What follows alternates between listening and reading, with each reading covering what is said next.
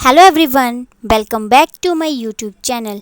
आज मैं आप सबके साथ भगत सिंह के बारे में डिस्कस करूंगी, जो कि भारतीय राष्ट्रवादी आंदोलन के सबसे प्रभावशाली क्रांतिकारियों में से एक है। उन्होंने कई क्रांतिकारी संगठनों के साथ मिलकर काम किया। राष्ट्रीय भारतीय आंदोलन में उन्होंने अपना बहुत बड़ा योगदान दिया। भगत सिंह का जन्म 28 सितंबर 1907 को लायलपुर जिले के बग्गा में हुआ था, जो अब पाकिस्तान में है। उनका पैतृक गांव खटकर कलां है, जो पंजाब भारत में है। भगत सिंह के पिता का नाम किशन सिंह संधू और माता का नाम विद्यावती कौर था। भगत सिंह का परिवार एक आर्य समाजी सिख परिवार था। उनको पढ़ने लिखने का बहुत ज़्यादा शौक था और उनको जो क्रांतिकारी की भावना है, संस्कार है, वो उनको पैतृक ही मिले हैं।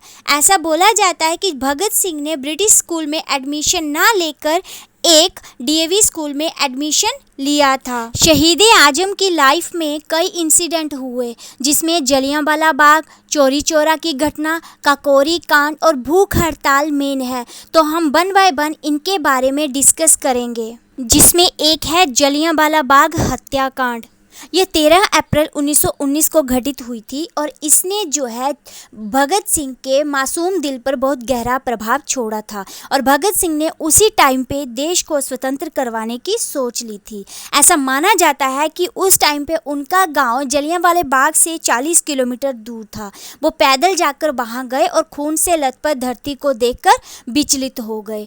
ऐसा कहा जाता है कि एक दिन उनके पिताजी आम की गुठली बो रहे थे, तो उसने पूछा कि आप क्या कर रहे हो? तो उन्होंने बोला कि मैं आज गुठली बो रहा हूँ, कल को बहुत सारे आम लगेंगे। इसी तरह से भगत सिंह बोलते हैं कि मैंने बंदूक को बोना है ताकि आने वाले टाइम में उस पेड़ पे बहुत सारी बंदूक लगे। फिर भगत सिंह ने गांधी जी के नॉन कॉरपोरेशन मूवमेंट में हिस्सा लिया, जो कि 5 सितंबर 1920 को स्टार्ट हुआ था और गांधी जी ने इसको पूरी तरह से अहिंसात्मक ढंग से चलाने को कहा। उस समय पूरा देश गांधी जी के साथ था और इस मूवमेंट के सक्सेस होने के पूरे चांसेस थे। भगत सिंह बहुत खुश थे और वो लोगों को नाच नाच कर बोलते थे कि अब हम आज़ाद हो जाएंगे। लेकिन चोरी चोरा की जो घटना थी, जो कि गोरखपुर बिहार के नज़दीक घटित हुई थी, 1922 में प्रदर्शनकारियों ने प्रदर्शन करते हुए एक थाने में आग लगा दी थी, क्योंकि प्रदर्शनकारियों के 5 प्रदर्शनकारियों को पुलिस थाने के जो गुप्तेश्वर थानेदार था, उसने मार डाला। इस हिंसा को देखते हुए गांधी जी ने ये आंदोलन वापस ले लिया और भगत सिंह इससे बहुत ज़्यादा हताश हुए। फिर भगत सिंह ने लाहौर कॉलेज में एडमिशन ली और वो मात्र 17 साल के थे कि उनकी माता ने उनसे कहा कि अब तुम शादी कर लो।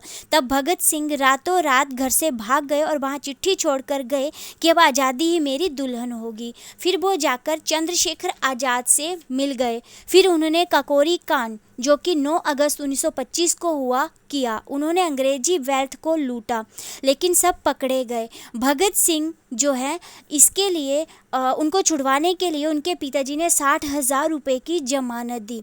इसमें भी भगत सिंह नहीं माने और वो पीछे नहीं हटे। फिर उसके बाद भगत सिंह लाला लाजपत राय के साथ जा मिले। हालांकि जो लाला लाजपत राय थे वो नरम दल के थे और भगत सिंह गरम दल के थे, लेकिन लाला लाजपत राय ने भगत सिंह को मना लिया कि हम साइमन कमीशन के खिलाफ नारेबाजी करेंगे और भगत सिंह मान भी गए। ये साइमन कमीशन भारत में 3 फरवरी 1928 को आया था। उस टाइम लाला लाजपत राय के कहने पर लाहौर रेलवे स्टेशन पर लाला लाजपत राय और बाकी क्रांतिकारियों ने जो है नारे लगाए, साइमन वापिस जाओ। लेकिन इस नारेबाजी को रोकने के लिए पुलिस वालों ने लाठीचार्ज किया और लाला लाजपत राय बहुत बुरी तरह से घायल हो गए और उनको अस्पताल में दाखिल करवाना पड़ा। तब उनके आखिरी वर्ड जो है भगत सिंह को बहुत ज़्यादा प्रभावित कर गए कि मेरी मौत ब्रिटिश सरकार की ताबूत पर आखिरी कील होगी। और 17 नवंबर 1928 को लाला लाजपत राय का देहांत हो गया। अब क्या था? अब भगत सिंह लोगों को जगाना चाहते थे, इसलिए उन्होंने 8 अप्रैल 1929 को सेंट्रल असेंबली में खाली जगह पर एक लेस इंटेंसिटी वाला बम फेंका। वो जस्ट इसलिए था ताकि लोगों को जगाया जाए और उस टाइम पे पर्चे भी फेंके गए जिस पे लिखा था बहरों को सुनाने के लिए धमाका जरूरी है। अगर वो चाहते तो वहाँ से भाग सकते थे, लेकिन उन्होंने खुद को पकड़वा दिया। और इसी के साथ भगत सिंह, राजगुरु, सुखदेव और बटुकेश्वर दत्त को पकड़ लिया गया। बटुकेश्वर दत्त को काला पानी भेज दिया गया, लेकिन भगत सिंह, राजगुरु और सुखदेव को 2 साल का कारावास और साथ में फांसी की सज़ा सुनाई गई। और ऐसा माना जाता है कि उनको जो फांसी है वो उनके एग्जैक्ट समय से 12 घंटे पहले ही, रात के समय ही दे दी गई। और 23 मार्च 1931 को शाम 7:33 पर, जबकि फांसी कभी भी रात को नहीं दी जाती है, को फांसी पे चढ़ा दिया गया। और भगत सिंह, राजगुरु और सुखदेव जैसे महान वीर हमारी भारत माँ ने खो दिए। और उस टाइम भगत सिंह मात्र 23 वर्ष के थे। उन्होंने अपनी जान की आहुति देकर हमें जीना सिखा दिया। उनके कई स्लोगन हैं जिनको हम आज भी याद करते हैं, जैसे इनकलाब जिंदाबाद।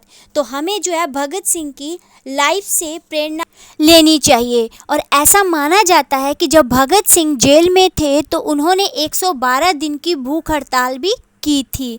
तो इस महान क्रांतिवीर को, इस महान शहीद को हम शहीद आजम के नाम से भी जानते हैं। भगत सिंह के कुछ एक वर्ड हैं जिनको मैं दोहराऊंगी। सीमा नहीं बना करती है कागज खींची लकीरों से, ये घटती बढ़ती रहती है वीरों की शमशीरों से।